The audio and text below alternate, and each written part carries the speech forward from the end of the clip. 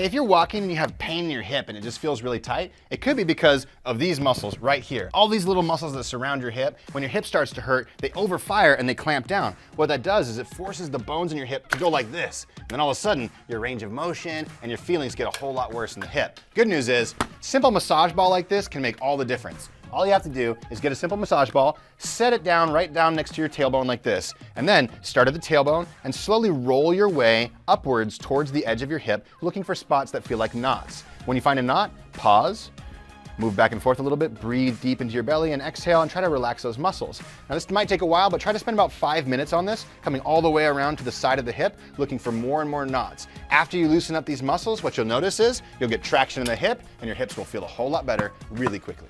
You got to step on some sort of step. It could be a step in your house. Oftentimes we all have books, things like that we can use. But step on a box or a book or whatever is about 3 or 4 inches off the ground, anything that allows you to dangle that leg. Now make sure you're next to a wall for support, whatever you need for some extra balance. And all you're gonna do is for 1 minute, just kind of shake the leg out like this. Imagine somebody's pulling down on your heel. We're trying to create space and traction inside the hip as we kind of shake our leg out like this. You can go front to back. You can play around with a little bit of side to side. Just try to loosen it up and create that space inside the hip capsule. Now, once you're done, come off of there and take a few steps and realize, wow, I was only a few moves away from feeling better in my body. Do you have pain in your hips and your knees?